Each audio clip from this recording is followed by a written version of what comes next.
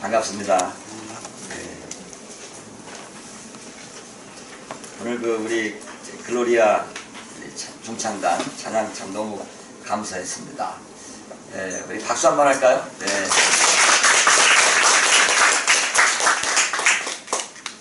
제가 오늘 좀 특성 좀 부탁을 했는데 사양하지 않고 이렇게 흔쾌히 해주신 우리 글로리아 단장 이종수 권사님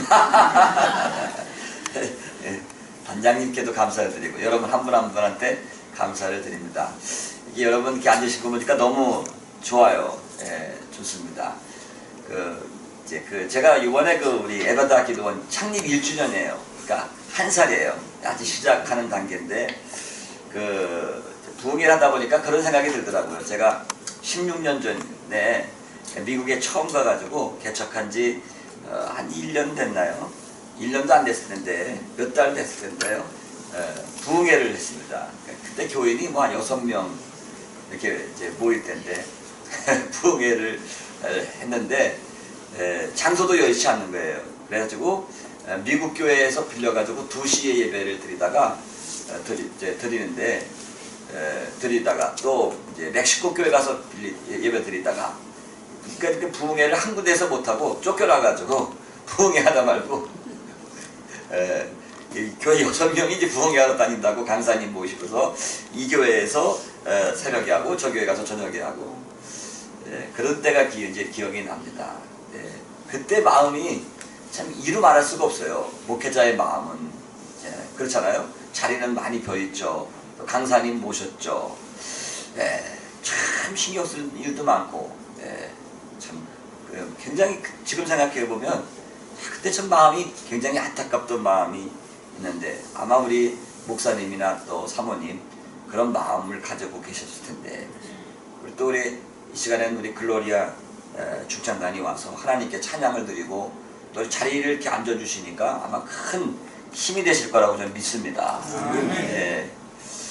그래서 오늘 이 시간에는 말씀을 통해서 은혜 받고 또 찬양으로 하나님께 영광을 돌리셨으니까 몸이 불편하시거나 아프신 분들은 또 우리 원장님을 통해서 기도받으면 오늘 하나님이 좋은 선물을 여러분들에게 다 주실 줄 믿습니다. 그런 기적이 일어날 줄로 믿습니다. 제가 이제 에바다 기도원 창립 1주년 기념 부흥회를 하면서 6번의 설교를 말씀을 전했습니다. 첫째는 첫 시간에는 예수 그리스도 예수님이 누구신가 이 말씀을 가지고 말씀을 전했고요. 두 번째는 하나님, 특별히 하나님과 나 사이의 관계, 인티메시, 친밀함에 대해서 말씀을 나눴고요. 세 번째 시간에는 성령님에 대해서, 그래서 성령이 이끄시는 삶에 대해서 말씀을 나눴고, 어제 저녁에는 영적 회복에 대해서 말씀을 나눴습니다. 그리고 오늘 이 시간에는 구원의 은혜입니다. 구원의 은혜인데 조금 우리가 디테일하게 얘기하면 하나님의 나라입니다. 하나님의 나라에 대한 믿음, 하나님 나라에 대한 소망, 이거에 대해서 우리가 함께 말씀을 좀 나누도록 그렇게 하겠습니다. 자, 오늘 우리가 읽은 본문의 내용은 사실 구원받은 강도 이야기입니다. 강도. 참 예수 믿고 구원받았습니다. 미국 어느 대학교에 수영선수 팀이 있었습니다. 수영선수 팀 있죠. 여러분 수영하십니까? 하실 줄 아세요? 아이고, 집사님 수영 잘 하시는군요. 저는 수영을 어릴 적에 배우다가 못 배웠어요. 그만. 제가 제 고향이 파주고 태어나기는 파주에서 태어났고 자라기는 이제 김포에서 태어났는데 김포는 한강 하류지 않습니까? 거기 이제 이 갯변들이 많아요. 어릴 때부터 이제 수영을 했는데 제가 이제 하는 수영은 이제 특수한 수영입니다. 이제 올림픽 종목에 없는 수영법이에요. 그게 뭐냐면 이제 소위 견영입니다. 견영. 여러분 견영 아세요? 네. 그건 좀 너무 리얼하게 표현하신 거고, 조금 이제 고상하게 해서 견영인데요. 이제 우리 아이들은 이제 그거에 제가 한이 맺혀가지고 어릴 적부터 이제 미국에 있는 어느 조그만 옆에 학교, 컬리지 수영장에 보내가지고 애들을 수영을 이제 가르쳤는데, 어느 날 이제 제가 우리 아이들을 데리고 이제 미국 수영장에 갔습니다. 학교에, 대학교 수영장에 가가지고, 야, 이제 아빠가 너희들한테 수영을 좀 가르쳐 주겠다. 그래가지고 이제 제가 그동안 배운 그 수영 기법 아닙니까? 견영을 여러분 아시죠? 막 물속에 들어가서 이러고 있으니까 어디서 호루라기를 셰프들이 빨리 나와라. 그 미국 사람이 위험하다고 너 그러다가 빠진다고 나오라고. 그래서 끌려 나왔어요. 네, 그런 기억이 나는데 이 미국 대학교 농구팀에 죄송합니다. 수영팀이 있었는데 어느 날 이제 교회에서 청년들이 그 수영 선수들에게 전도를 하려고 대학교를 찾아갔습니다. 그래서 대학교 수영팀에 소속되어 있는 어느 학생에게 이제 복음을 전합니다. 하나님의 사랑을 전하고 예수님께서 십자가에 달려서 못 박혀 죽으시고 그분이 우리에게 영생을 주시고 그분이 우리에게 초대하셨다. 수고하고 무거운 짐진 자들아 다 내게로 오라. 내가 너희를 쉬게 하리라. 이렇게 예수님이 우리를 초대하셨다. 이렇게 복음을 전하는데 이 한 수영 선수가 복음을 한참 듣고 고민은 했지만 불행하게도 그 시간에 예수님을 영접하지를 않습니다. 그래서 불행하게 영접하지 않아요.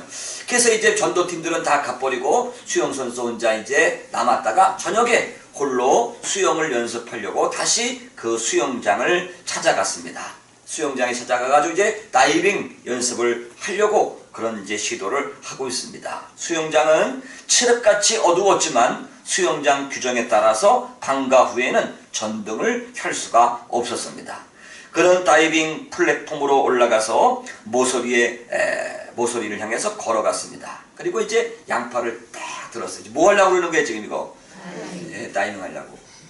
수영장 그 플랫폼 꼭대기에서 양팔을 딱 벌리는데 깜깜하지 않습니까? 수영장에 불을 못 켰으니까 방과 후에는 전기세 아껴야 되니까 딱 양팔을 벌리고 있는데 뒤쪽에 창문을 통해서 빛이 쫙 비치면서 저 맞은 짝에 누군가가 팔을 쫙 벌리고 있는 거예요. 그게 누구예요? 해석은 각자 하시는데 저 벽에 맞은편 벽에 누군가가 이게 뭐죠? 양팔을 딱 웬 청년이 이게 쫙 양팔을 벌리고 있는데 이 청년이 갑자기 누가 생각났겠어요? 낮에 전도한 사람들이 생각이 나는 거예요. 예수님이 당신의 죄를 위해서 십자가에 못 박혔습니다. 근데 사실 그게 누구 모습이에요? 자기 모습인데 이 청년에는 거기서 예수님을 본 거예요. 그러면서 예수님께서 하신 말씀, 수고하고 무거운 짐진 자들아 다 내게로 오라. 내가 너희를 쉬게 하리라. 이 말씀이 가슴을 친 거예요. 그래서 다이빙을 하다 말고 그 다이빙장 플랫폼에서 무릎을 꿇고 기도합니다. 내가 예수님 만나기를 원합니다. 그리고 내 인생을 주님께 드리기를 원합니다. 그런 영접 기도를 하는 것입니다. 누구 시키지도 않았는데 영접 기도를 해요. 그리고 그날따라 이제 복받쳐 오르는 그 감정, 구원의 기쁨 때문에 이 기도하니까 성령님이 역사하는 거죠. 더 이상 수영을 하고 싶지가 않은 거예요. 그래서 수영을 하고 싶지 않아서 이제 계단을 타고서 플랫폼에서 천천히 내려오는데 갑자기 불이 확 켜지는 거예요. 다름이 아니라 청소부가 청소를 하려고 들어와서 수영장 불을 탁 켜는 거예요. 그런데 청년이 뒤를 싹 돌아보는 순간 깜짝 놀랄 광경을 목격을 한 것입니다. 다른 것이 아니라 수영장에 물이 하나도 없는 거예요. 물이 다 빠진 거예요. 물을 뺀 거예요. 청소하려고. 그래서 이 청년이 내게로 오라. 그 주님의 그 감동, 그 주님의 음성에 자기가 순종하라고 예수를 믿지 않았다면 어떻게 됐을까? 아찔했다. 그래서 하나님이 나를 구원해 주신 은혜가 이렇게 크구나 하는 간증을 했다는 이야기입니다. 오늘 우리가 생각해 볼 수 있는 말씀은요, 구원은 전적인 하나님의 은혜라고 하는 것입니다. 할렐루야. 한번 따라서 해보실까요? 구원은 전적인 하나님의 은혜다. 믿습니까 여러분? 영국에서 열린 비교 종교학 회의가 있었습니다. 세계 종교학자들이 거의 다 모여서 이제 종교 간에 종교를 비교하는, 학술적으로 비교하는 세미나를 하게 되었습니다. 이때 이제 많은 종교학자들이 기독교가 가지고 있는, 아주 기독교만이 가지고 있는 그 신앙의 독특성이 무엇인가, 이것을 연구하고 토론하기 시작했습니다. 근데 여러 말들이 오고 갔지만 대답을 찾을 수가 없었습니다. 어떤 사람은 우리 기독교가 가지고 있는 성육신, 하나님이 인간의 모습을 입고 오신 성육신 교리야말로 이게 가장 독특한 거 아니냐, 그렇게 얘기하니까 또 다른 종교를 가지고 있는 사람들이 반박을 합니다. 아니다. 다른 종교에서도 신이 인간의 모습을 하고 이 땅에 온 일들이 많이 있지 않는가. 또 어떤 사람은 우리 기독교에 부활이 있다, 부활. 이 부활이야말로 다른 종교에는 없는 거 아니냐, 그렇게 얘기하니까 또 다른 종교에서 반박을 합니다. 아니다. 우리 종교에는 환생이라는 교리가 있다. 환생. 예? 환생. 죽었다가 다시 살지 않느냐. 환생. 그렇게 얘기를 합니다. 그런데 바로 그렇게 서로 오고 가고 있을 때 다 종교에서 없는 한 가지를 발견하게 되었습니다. 그게 뭐냐면 은혜라고 하는 것입니다. 은혜. 여러분, 불교는 뭘 강조하죠? 고행을 강조합니다. 고행. 업보, 고행을 강조합니다. 힌두교는 업보를 강조하죠. 불교가 힌두교에서 나왔으니까. 불교는 고행을 강조하고, 힌두교는 업보를 강조하고, 유대교는 언약을 강조하고, 이슬람교는 법전을 강조하는데, 이 모든 것은 다 뭐냐면 인간이 노력을 통해서 구원을 받는다는 것입니다. 다 똑같습니다. 말만 달랐어요. 업보도 그렇고 고행도 그렇고 언약도 그렇고 법전도 그렇고 다 공통점이 뭐냐면 인간의 노력으로 의로워지고 인간의 노력으로 해탈하고 인간의 노력으로 구원받는다는 것입니다. 그런데요, 하나님의 사랑이 조건 없이 인간을 찾아온 개념은 사실 인간의 본성과 행위에 상반되는 것입니다. 바로 십자가를 통한 구원의 은혜입니다. 이 은혜는 오직 우리 기독교만이 가질 수 있는 교리입니다. 하나님은 은혜로우신 분입니다. 인간이 회개의 몸부림을 쳐야만 마지못해서 용서해 주시는 분이 결코 아니라는 것입니다. 성경에 보면 예수님을 만나서 구원을 받은 수많은 사람들이 기록되어져 있습니다. 그 가운데 니고데모와 같은 유대인의 높은 지도자도 있고, 그러나 삭개오 같은 세리도 있고, 그리고 수가성 우물가에 창기 인생을 살았던 여인도 있습니다. 그리고 오늘 본문에 나오는 오른편 강도는 인간이 저지를 수 있는 가장 극악한 죄를 범한 그러한 사람이었습니다. 그는 강도요 살인자였습니다. 그럼에도 불구하고 이 강도는 구원을 받았습니다. 주님과 함께 천국에 들어갔습니다. 이 말은 하나님의 은혜로만 밖에는 달리 설명할 방법이 없는 것입니다. 우리는 인간을 구원하시려는 하나님의 열망과 은혜가 얼마나 큰 것인가를 본문을 통해서 발견하게 될 것입니다. 그 은혜를 통해서 저와 여러분 모두가 다 구원받은 줄로 믿습니다. 오늘 성경의 말씀에 보면 예수님 앞에 두 명의 강도가 같이 십자가에 달려요. 그런데 한 사람은 버림받고 한 사람은 구원을 받았습니다. 마태복음 24장에도 누가복음 17장에도 보면 두 사람이 함께 잠을 자다가 한 사람은 구원받아 데려감을 당하고 한 사람은 버림을 당하고, 두 사람이 같이 밭을 갈다가 한 사람은 구원받고 한 사람은 버림을 당하고, 두 사람이 함께 맷돌질을 하다가 한 사람은 들림받고 한 사람은 버림받고. 참 성경에 보면은 이러한 일들이 많이 기록되어져 있는 것을 볼 수가 있습니다. 그렇다고 한다면 무엇이 이 두 사람의 운명을 갈라 놓았습니까? 한 사람은 예수님께 비방함으로 반응을 했고 한 사람은 믿음으로 반응을 했다는 것입니다. 오늘 이 구원받은 오른편 강도 사건을 통해서 볼 때에 우리를 구원하시는 하나님의 은혜가 어떤 것인지를 깨닫게 됩니다. 그렇다고 한다면 우리를 구원하시는 이 하나님의 은혜는 어떤 것인가? 저는 오늘 이 본문 말씀을 통해서 조금 딱딱할 수가 있어요. 그러나 이것은 반드시 우리가 짚고 넘어가야 할 말씀이기 때문에 여러분들이 조금 집중해서 말씀을 들어서 여러분 구원론을 분명히 정리하실 수 있는 기회가 되시기를 주님의 이름으로 축원합니다. 첫 번째는요, 자, 우리를 구원하시는 하나님의 은혜가 어떤 것인가? 첫 번째는 죄를 깨닫고 회개할 수 있는 은혜입니다. 안 어렵죠? 자, 한번 따라서 해보실까요? 죄를 깨닫고 회개할 수 있는 은혜. 야, 은혜 중에 은혜예요. 그렇죠? 은혜 중에 은혜예요. 이거는 내가 죄인이라는 것을 깨달을 수 있는 것. 그래서 회개할 수 있는 은혜가 이게 하나님이 우리에게 주시는 은혜 중에 가장 큰 은혜예요. 할렐루야. 다시 다른 말로 하면 자기 발견의 은혜라는 것입니다. 자기 발견의 은혜. 오늘 본문의 말씀 40절로 41절의 말씀을 보면 거기 그렇게 써 있습니다. 잘 말씀을 보십시오. 하나는 그 사람을 꾸짖어 이르되 내가 동일한 정죄를 받고서도 하나님을 두려워하지 아니하느냐. 우리는 우리가 행한 일에 상당한 보응을 받는 것이니 이에 당연하거니와 이 사람이 행한 것은 옳지 않은 것이 없느니라 하고. 이게 지금 누가 하는 얘기예요? 오른편에 있는 강도가 왼편에 있는 강도에게 지금 하는 얘기예요. 꾸짖으면서 하는 말이, 야, 너나 나나 동일한 죄를 범했는데 받고서도 야, 하나님을 두려워하지 않느냐?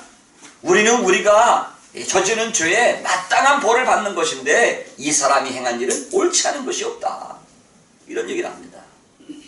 여러분, 세상에서 가장 큰 발견은 어떤 발견일까요? 자기 발견입니다. 내가 누군지를 제대로 발견하는 거예요. 자기를 발견하는 것입니다. 자기를 객관화할 수 있는 눈이 열리는 사람, 이것이 바로 하나님의 은혜인 줄로 믿습니다. 유명한 철학자 파스칼이 그런 얘기를 합니다. 모든 인간은 크게 두 부류로 나눌 수 있다. 하나는 죄인이면서도 그것을 알지 못하는 사람이다. 이런 사람은 희망이 없는 사람이에요. 희망이 없는 죄인. 자기가 죄인이면서도 그것을 알지 못하는 죄인, 그것은 희망이 없는 죄인이에요. 그러나 자기가 죄인인 것을 절실히 깨닫고 있는 사람이 있다. 이 사람은 희망이 있는 죄인이에요. 저와 여러분 모두 인간은 다 죄인이에요. 다 죄인이에요. 그러나 죄인은 크게 두 부류가 있습니다. 자기 죄를 깨닫는 죄인이 있고 자기 죄를 못 깨닫고 사는 죄인이 있습니다. 전자는 희망이 있는 죄인이고 후자는 희망이 없는 죄인이라는 것입니다. 이것은 제 얘기가 아니고 파스칼이 한 얘기입니다. 나는 다른 사람에게 착한 일만 하고 베풀기만 했는데 많은 사람들로부터 상처만 받았다고 생각하는 사람이 있어요. 상대방은 언제나 못된 사람이고 나는 항상 의로운 사람이라고 생각하는 사람이 있습니다. 여러분, 자신을 객관화할 수 없는 사람은 참으로 불행한 사람입니다. 그런 사람은 고칠 방법이 없어요. 이런 사람은 더 이상 자신의 범죄를 남이 탓으로 돌리거나 형벌을 받기에 억울하다는 식으로 책임을 회피해버립니다. 죄를 합리화합니다. 이런 사람들입니다. 그러나 오늘 성경에 나오는 이 강도, 오른편에 있는 강도는 어떻습니까? 그는 더 이상 자신의 범죄를 남이 탓으로 돌리거나 형벌받기에 억울하다는 식으로 책임을 회피하지 않습니다. 죄를 합리화하지 않고 주님께 죄를 자백하는 것입니다. 난폭한 죄수들 가운데 자기 범행에 대한 책임을 인정하는 경우가 굉장히 드뭅니다. 보통은 자기를 합리화하거나 변명을 늘어놓기가 일쑤고 자기 죄를 타인에게 돌리거나 억울해합니다. 그래서 왼편 강도는 주님을 향하여 비방과 분노를 퍼부었습니다. 분노는 내 문제를 다른 사람의 탓으로 돌리는 것입니다. 그러나 오늘 성경에 나오는 오른편 강도는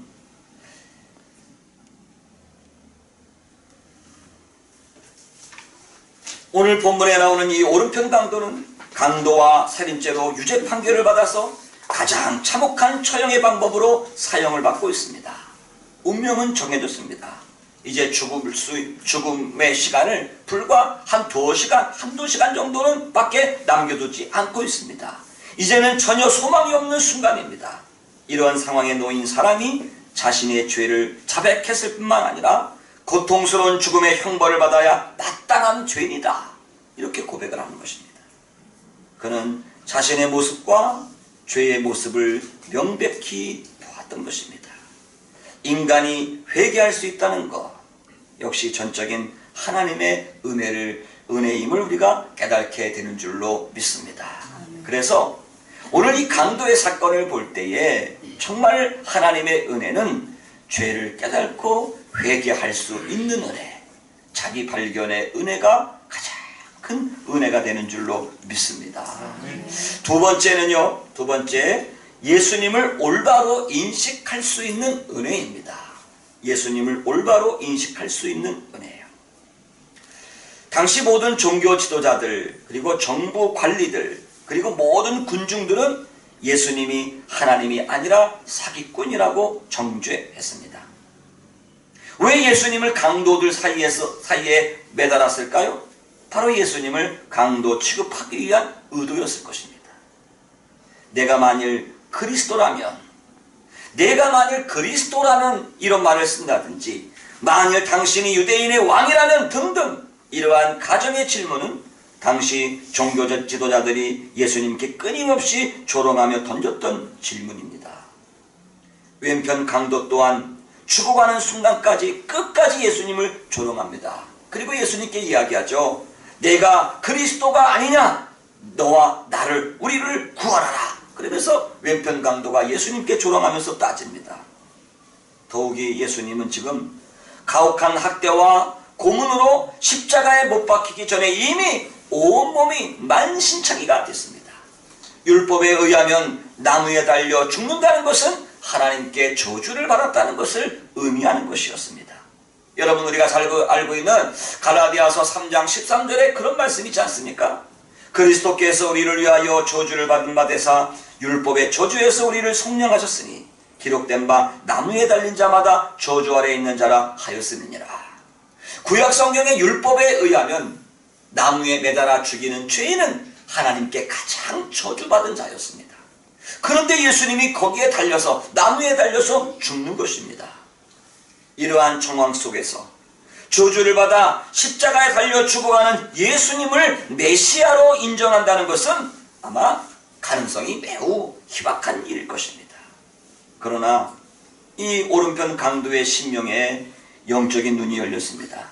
그래서 예수님을 자기와 같은 불쌍한 죄수의 몸이 아니라 죄 없으신 하나님의 아들로 알아보았던 것입니다.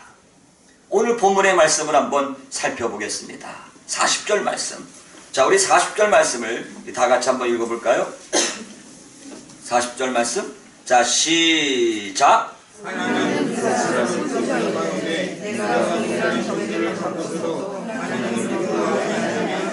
아멘. 내가 동일한 정죄를 받고서도 하나님을 두려워 아니하느냐. 이 말이 무슨 말이에요? 하나님을 두려워하지 않고 사람을 죽였던 강도가 이제 하나님을 두려워하기 시작했다는 것입니다. 그리고 41절의 말씀에 보면 이 사람이 행한 것은 옳지 않은 것이 없느니라 그랬습니다. 이 강도는요, 예수님을 죄가 전혀 없는 의인으로 알아보았다는 것입니다. 얼마나 놀라운 통찰력입니까? 당시 사내들인 공회는요, 예수님께 유죄 판결을 하고 사형에 처했습니다. 그렇죠? 대제사장들은 예수님께 욕설을 퍼부었습니다. 군중들은 호산나를 외치며 종려나무가지를 들고 호산나를 외치며 주님이 예루살렘 성에 입성하실 때 그렇게 환호하던 사람들이 이제는 갈보리 언덕까지 예수님을 따라가면서 조롱하고 멸시했습니다. 베드로를 비롯해서 주님의 제자들은 다 주님을 버리고 도망쳤습니다. 여러분, 이게 현실입니다. 그런데 함께 사형을 받고 있는 이 강도는 예수님을 죄 없는 분으로 지금 고백하고 있습니다. 만일 예수님이 죄가 없는 의로우신 분이라면 지금 누구 때문에 죽어가고 있다는 말인가? 예수님은 다른 사람들의 죄, 즉 나의 죄 때문에 죽어가고 있다는 고백을 이 오른편 강도가 하고 있는 것입니다. 그래서 42절에 그런 고백을 합니다. 42절, 예수여 당신의 나라에 임하실 때에 나를 생각하소서. 이 사람은 예수님의 이름을 불렀습니다. 여러분, 예수님, 이 예수라고 하는 이름의 뜻은 구원자라고 하는 뜻 아닙니까? 구원자라고 하는 뜻입니다. 당시 종교 지도자들은 예수라는 이름을 부르기 매우 싫어했습니다. 그저 나사렛 사람, 목수의 아들 등등으로 표현을 하기를 원했습니다. 여러분, 예수님 고백을 하는 것입니다. 사도 바울은 로마서 10장 13절에서 말씀하고 있습니다. 누구든지 주의 이름을 부르는 자는 구원을 얻으리라. 아멘. 아멘. 아멘. 아멘. 말씀이 좀 딱딱하죠? 네, 오늘만 딱딱해. 어제까지 안 딱딱했죠? 우리 교인들이 오니까 이게 제가 긴장을 해요.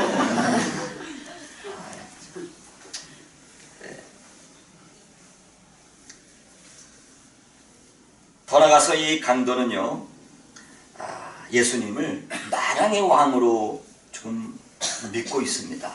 만왕의 왕으로 믿고 있어요. 42절을 한번 볼까요? 42절. 자, 한번 말씀을 한번 읽어봅니다. 시작.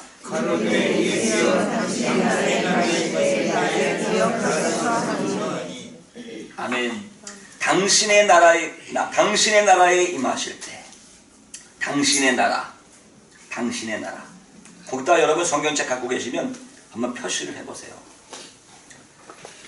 예수여 당신의 나라에 임하실 때, 당신의 나라가 어떤 나라인가? 예수님의 나라죠. 그러니까 예수님은 그냥 죄인이 아니라는 거예요. 나와 똑같은 그런 강도하다가 붙잡힌 사람이 아니라는 거예요. 예수님의 나라가 있다는 걸 믿었어요, 이 사람은. 그렇죠? 지금 분명히 말씀이 그런 거예요. 다시 말하면 죽은 다음에 들어가는 천국, 즉 하늘의 왕국을 당신의 나라라고 지금 고백하고 있습니다. 예수님을 천국의 주인으로, 하나님 나라의 왕으로 고백하고 있는 것입니다. 어떻게 이 흉악한 강도가 예수님의 정체를 꿰뚫어보는 영적인 시각을 갖게 되었을까? 어떻게 죽어가는 예수님이, 어떻게 십자가에 저주받아 죽어가는 예수가 구세주이며 만왕의 왕이시며 오직 하나님만이 허락하실 수 있는 구원을 자신에게 줄 수 있는 분이라고 믿을 수 있었을까? 그것은 바로 하나님의 은혜로만 가능한 것입니다. 영적인 눈을 열어주시는 전적인 하나님의 은혜인 것입니다. 여러분, 천국이 있는 걸 믿습니까? 우리 주님의 나라, 당신의 나라, 여러분 그것이 있는 걸 여러분 믿습니까? 그것을 깨닫게 하시는 것이 하나님의 은혜라고 하는 것입니다. 그래서 여러분, 우리가 에베소서 2장 8절에도 날마다 외우지 않습니까? 너희가 그 은혜를 인하여 믿음으로 말미암아 구원을 얻었나니. 하나님의 은혜입니다. 할렐루야. 만일 여러분이 그 당시 갈보리 언덕에 있었다고 한번 가정을 해보십시오. 여러분 가정을 해보십시오. 내가 우리 집사님 성함이 어떻게 되시나요? 유은형입니다. 네, 유 집사님이에요. 유 집사님이 만약에 2000년 전으로 돌아가서 갈보리 언덕에 계셨다고 생각해 보십시오. 예수님이 지금 십자가에 달려 처형당하는 그 순간에 군중 속에 우리 유 집사님이 지금 거기 계시다고 한번 가정을 해보십시오. 그 당시에 대표적인 종교 지도자들이요, 자주색 도포를 입고 얼굴에 그냥 무시무시한 제사장 관을 딱 쓰고요, 종교 지도자들이 쫙 그 십자가 앞에 모여 있습니다. 그러면서 십자가에 달린 그 예수, 어떤 남자겠죠. 그 당시에는 어떤 남자를 향하여 손가락질하면서 조롱을 합니다. 사기꾼이고 허풍쟁이고 마귀의 대변자라고 막 소리를 질러가면서 삿대질을 합니다. 종교 지도자들입니다. 요즘 식으로 얘기하면 거기에 김수환 추기경도 있고 조아무개 목사님도 있고 유명한 종교 지도자들이 다 모여가지고 십자가에 달린 사람을 저거 종교 위선쟁이야, 사기꾼이야 막 그러고 있어요. 뿐만 아니라 거기에는 국가 관료들도 있습니다. 공무원들도 많이 모여 있습니다. 군인들도 모여있죠. 지휘관들도 다 모여있습니다. 사형 집행하고 있습니다. 그 사람들도 이구동성으로 다 예수님을 향하여 손가락질하고 있습니다. 뿐만 아니라 우리 유치사님하고 잘 아는 이웃들도 거기 다 와 있어요. 다 와 있어요.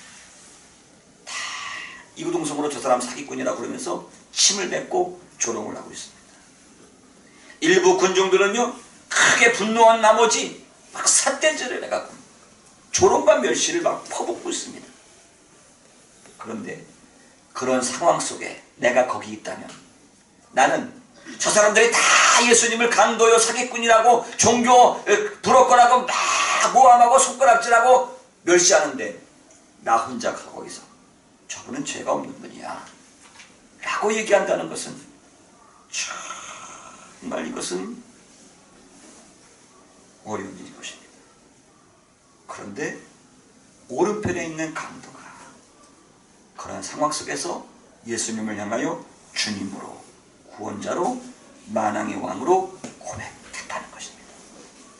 이것은 인간의 논리, 신학, 이성으로는 이해가 되질 않습니다. 전적인 하나님의 은혜입니다. 할렐루야. 아멘. 그래서 어거스틴은 그런 얘기를 했습니다. 논쟁할 사람은 논쟁하라. 나는 하나님을 놀라워하리라. 참 멋있는 말이죠. 자, 한번 따라서 해보실까요? 논쟁할 사람은 논쟁하라. 논쟁할 사람은 논쟁하라. 나는 하나님을 놀라워하리라. 나는 하나님을 놀라워하리라. 할렐루야. 아멘. 저와 여러분이 참 얼마나 놀라운 하나님의 은혜를 받았습니까? 감사하고 찬양할 수밖에 없는 것입니다. 예수님을 예수님으로 알 수 있는 은혜입니다. 아멘. 세 번째는요, 하나님 나라를 바라볼 수 있는 은혜입니다.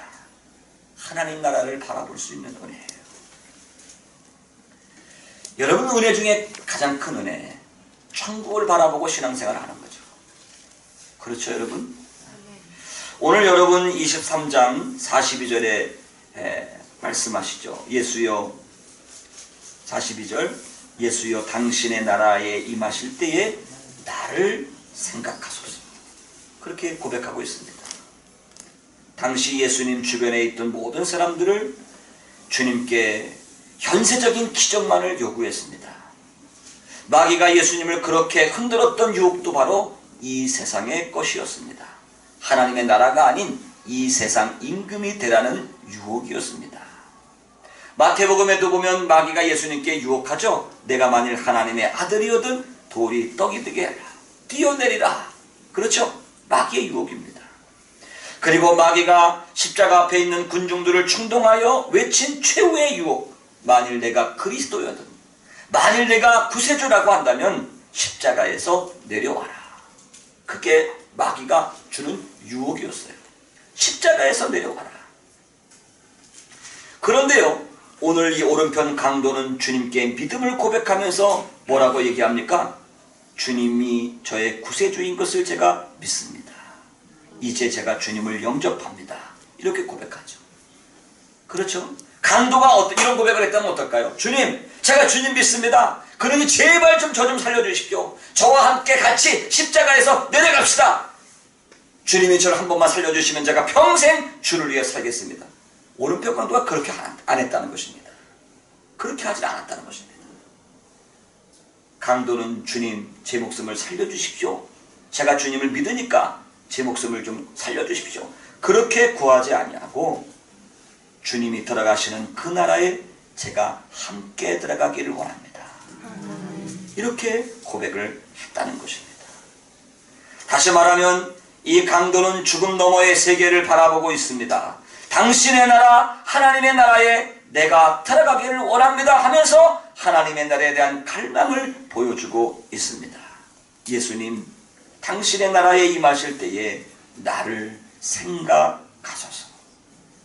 인류 역사 가운데 구원을 위한 이와 같은 감동적인 기도가 어디 있겠습니까? 아니, 인류 역사 가운데 이렇게 뻔뻔한 기도가 어디 있겠습니까? 지금까지 강도 짓을 하고 살면서 얼마나 염치 없는 기도를 지금 하고 있는 것입니까? 그런데 이 강도의 기도는 역사상 가장 위대한 기도로 기록되고 있습니다. 그리고 예수님은 그의 기도를 들어 응답해 주셨다는 것입니다.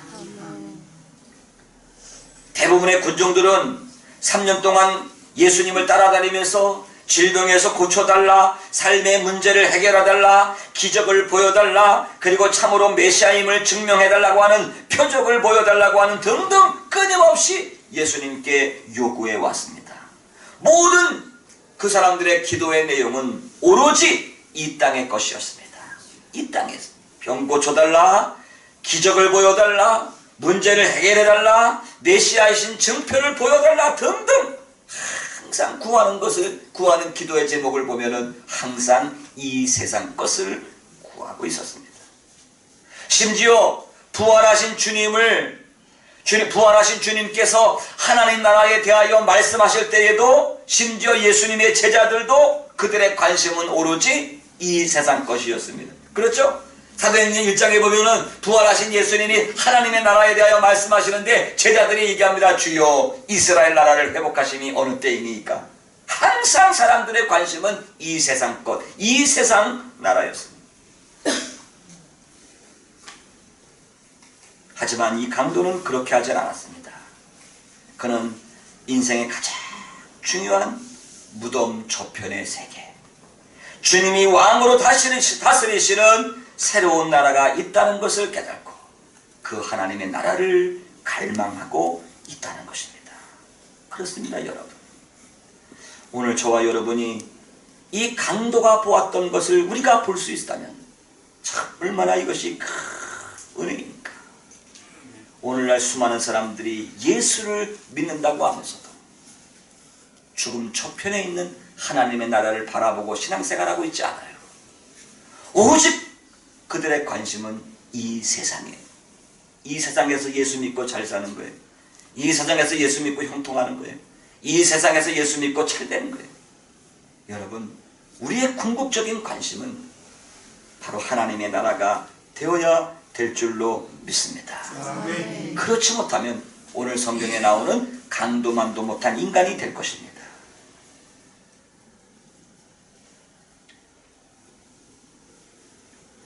우리 옆에 계신 분하고 한번 인사 한번 할까요? 강도만도 못한 인간아, 그러면 안 되겠죠? 어떻게 인사할까요? 당신은 강도보다 낫습니다. 그렇게 할까요? 당신은 강도와 같습니다. 그렇게 해야겠네요. 강도는 비록 강도였지만 죽음 너머에 있는 세계를 바라보고 당신이 그 나라에 들어갈 때 나도 같이 들어가게 해달라고 지금 예수님께 애원하잖아요. 그러니까 강도의 믿음이 대단한 믿음이에요. 그렇죠? 그러니까 우리 옆에 계신 분하고 인사하는데 당신은 강도 같은 인간입니다. 그렇게 인사.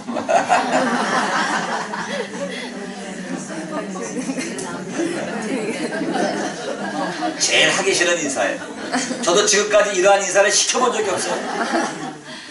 여러분, 이 강도가 본 것을 저와 여러분이 볼 수 있기를 바랍니다. 아멘. 할렐루야. 아멘. 이제 이 오른편 강도는 주님의 나라가 존재하는 것을 깨달았기 때문에 예수님께 자신의 운명을 전적으로 위탁하고 있습니다. 주여 나를 생각하소서. 할렐루야. 아멘. 주여 당신의 나라가 임하실 때 나를 생각하소서. 전적인 커미트, 위탁입니다. 주님께 자신의 마지막 운명, 마지막 남은 그 영혼을 주님께 맡기고 있는 것입니다. 여러분, 그렇다고 한다면 저와 여러분들은 예수님의 은혜로 구원받았다고 하면서 천국에 간다고 하면서 우리는 얼마나 현세지향적인 삶을 살아가고 있지는 않습니까? 우리는 당신의 나라가 임하실 때 나를 기억하소서라고 주님께 고백하면서 얼마나 자주 이 세상의 주변을 기웃거리면서 살고 있습니까? 오히려 죄악을 즐기면서 살고 있지는 않습니까? 어린 수도사가 있었습니다. 수도원에서 돌을 닦는 수도사가 있었습니다. 하루는 너무 지루해가지고 수도원 너머, 담장 너머를 동경했습니다. 저 수도원 울타리 너머에는 뭐가 있을까? 어떤 사람들이 무슨 짓을 하며 살까? 너무 궁금했습니다. 그래서 어느 날 이 수도사는 몰래 수도원을 빠져나와서 여기저기 기웃거리다가 어느 극장에를 들어가게 되었습니다. 그 극장은 정말 상상을 초월한 음란한 연극이 공연되고 있었습니다. 마치 오늘날 한국과 같습니다. 지금 이 한국은 얼마나 많은 이 음란한 시대에 우리가 살고 있습니까? 심각한 상태입니다. 예술이라고 하는 미명 아래 온갖 죄악의 행위들이 벌어지고 있는 시대에 바로 이 시대가 바로 한국인데, 연극을 보고 있던 이 수도사가 너무 기가 막힙니다. 있을 수도 없는 음란한 짓이었습니다. 그래가지고 연극을 보면서 사탄아 물러가라, 사탄아 물러가라 하면서 연극을 보고 있습니다. 그러니까 저 옆에서 이것을 지켜보고 있던 사탄이 열받아서 다가왔습니다.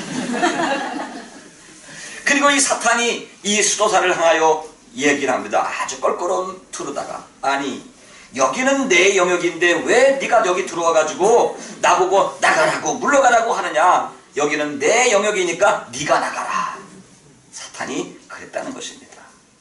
여러분, 성도가 세상을 기웃거리면서 살 때에 악한 세력이 우리를 사로잡을 수 있음을 우리가 기억해야 합니다. 여러분, 정말로 하나님의 나라를 갈망하면서 자신의 삶을 주님께 위탁하고 살기를 원하십니까? 여러분은 그렇게 살고 있습니까? 여러분의 삶 속에 이 세상이 아닌 천국의 가치를 따라서 살고 있습니까? 분명한 내세관이 있습니까? 우리가 전도 폭발해서 질문하는 것처럼 오늘 우리가 이 세상을 떠나면 하나님 나라에 들어갈 확신이 있습니까? 정말 가지고 살아가고 있습니까? 여러분, 우리가 자주 이 구원의 확신이 흔들리는 이유는 무엇입니까? 믿기는 믿는데 하나님의 나라를 우리가 갈망하지 않기 때문에 그런 것입니다. 쉽게 이 세상이 유혹하는 달콤한 죄에 물들어 살기 때문입니다. 오늘 43절에 예수님이 분명히 말씀하십니다. 진실로 내게 이르노니 오늘 내가 나와 함께 낙원에 있으리라. 아멘. 할렐루야. 아멘. 예수님은 왼편 강도가 조롱할 때에는 침묵으로 일관하셨지만 이 오른편 강도에게는 즉시로 대답합니다. 내가 진실로 진실로 내게 이르노니 오늘 내가 나와 함께 낙원에 있으리라. 언제요? 오늘입니다. 오늘. 이 오늘이라고 하는 단어를 우리가 주목해야 합니다. 예수님은 이 강도의 회개와 믿음을 즉시로 인정해 주시는 것입니다. 그것이 바로 오늘이라고 하는 것입니다. 예수님은 이 강도에게 즉각적으로 용서해 주셨습니다. 즉각적으로 구원해 주셨습니다. 즉각적으로 하나님의 자녀가 되었다는 것을 선포해 주시는 말씀입니다.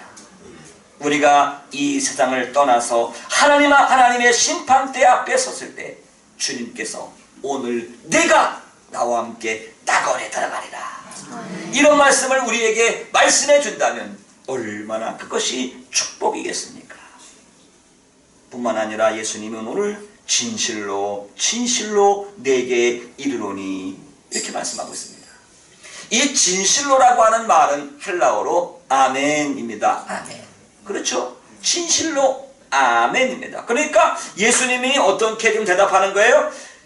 이 강도가 주여 당신의 나라가 임하실 때 나를 좀 생각하셨어서 그랬더니 예수님이 아멘, 아멘, 내가 오늘 너와 함께 낙원에 있으리라. 예수님은 이 강도에게 아멘으로 대답하심으로 그의 구원을 보증해 주셨다는 것입니다. 아멘. 예수님께서 분명히 말씀하십니다. 누가복음 19장 10절에 인자가 온 것은 잃어버린 자를 찾아 구원하려 함이니라. 이 말씀처럼 예수님의 마지막 십자가 순간에 이 말씀이 또 한 번 성취되는 것입니다. 잃어버린 그 한 영혼을 예수님은 마지막 하시는 순간에도 오른편 강도를 구원하심으로 잃어버린 자를 찾아 구원하려 오신 그 주님의 말씀을 또 한 번 성취시키는 순간입니다. 누가복음 15장 7절에 그런 말씀이 있습니다. 내가 너희에게 이르노니 이와 같이 죄인 하나가 회개하면 하늘에서는 회개할 것이 없는 의인 99을 인하여 기뻐하는 것보다 더하리라. 어쩌면 이 강도는 매우 고통스러울 수밖에 없는 예수님의 그 마지막 운명의 순간에 예수님을 가장 기쁘게 해드린 유일한 사람일 것입니다. 예수님을 가장 기쁘게 해드린 사람, 그 사람이 오늘 오른편 강도입니다.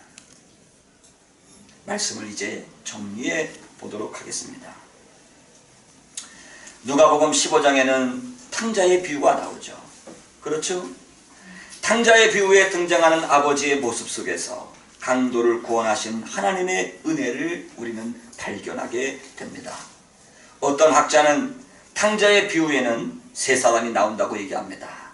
집을 나간 아들, 둘째 아들 탕자, 그리고 큰아들, 그리고 누굴까요? 아버지인데 이 신학자는 아버지라고 얘기하지 아니하고 탕부라고 설명을 하더라고요. 탕자, 큰아들, 탕부가 나온다. 자, 탕자는 어떤 사람이 탕자일까요? 아버지 재산을 다 가지고 먼 나라에 가서 다 허랑방탕 흥청망청 다 허비해버리고 다 날려버리고 돌아온 아들이 탕자예요. 그럼 탕부는 그렇게 허랑방탕 다 날려버리고 돌아온 그 싸가지 없는 자식을 위해서, 그렇죠? 그 싸가지 없는 자식을 위해서 송아지 잡죠? 여기다 뭘 껴줬나요? 비싼 반지 껴줬죠. 신발 다 벗겨주죠. 새 옷 입혀주죠. 있는 거 없는 거 다 털어가지고 잔치 베풀어주죠. 그렇죠? 탕부입니다. 집을 나갔다가 돌아온 그 못된 아들을 위해서 자신의 모든 것을 다 털어서 잔치를 베풀어 주시는 그 아버지, 모든 것을 허비하여 잔치를 베풀어 주시는 그 아버지, 그것이 바로 탕부, 하나님의 마음이라는 것입니다. 본문에 나오는 강도 역시 인류 최악의 탕자 인생이었습니다. 그는 한평생 하나님 없는 인생을 살았습니다. 자신의 욕망을 이루기 위해서 강도짓을 했습니다. 사람을 죽였습니다. 그리고 인생의 마지막 사형의 순간에 주님을 영접했습니다. 그는 어떠한 종교적인 사고와 행위를 했다는 기록이 전혀 없습니다. 예수님을 영접한 순간에도 하나님께 드릴 수 있는 것은 하나도 없는 사람입니다. 시간도 재능도 돈도 없는 사람입니다. 그저 단지 처형을 앞두고 목숨에 붙어있는 몇 분의 시간밖에는 아무것도 없는 사람입니다. 오늘 우리 자본주의 기준으로 볼 때에 하나님 나라에 전혀 쓸모없는 존재처럼 보이는 사람입니다. 그러나 그러한 사람에게 구원의 놀라운 은혜가 임했습니다. 이것은 바로 구원은 하나님의 전적인 은혜라는 것입니다. 누구든지 우리의 구원을 자랑할 수가 없다는 것입니다. 사랑하는 성도 여러분, 오늘 말씀은 조금 딱딱했지만 정말 우리 신앙의 중요한 말씀입니다. 주님 앞에서 자신이 죄인이라는 것을 발견하고서 살아가는 것이 은혜입니다. 십자가에 달리신 나사렛 예수님의 모습에서 구세주를 발견하는 것이 은혜입니다. 그리고 그 예수님을 통해서 죽음 너머의 세계, 즉 하나님의 나라를 바라보고 살 수 있는 것이 은혜인 줄로 믿습니다. 그렇다면 오늘 십자가 앞에서 여러분의 모습은 어떻습니까? 날마다 주님의 놀라운 은혜에 감격하며 찬양하며 사시기를 주님의 이름으로 축원합니다. 오늘 이 시간에 내가 죄인임을 또 한 번 주님께 고백할 수 있기를 바랍니다. 십자가에 달리신 예수 그리스도가 진정 나의 구세주임을 고백하실 수 있기를 바랍니다. 그리고 우리가 이 세상에 썩어질 가치가 아니라 하나님 나라를 갈망하면서 주님께 나의 모든 삶을, 나의 영혼까지도 전적으로 위탁하면서 주 앞에 나갈 수 있기를 주님의 이름으로 축원합니다. 기도하겠습니다.